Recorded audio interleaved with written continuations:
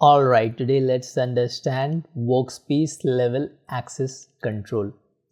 Imagine your Fabric workspace as a shared digital laboratory, and access control is the keycard system that decides who can enter, observe, or modify experiments. Admins hold master keys. They can manage everything, while members and contributors can build and edit. But only members can share.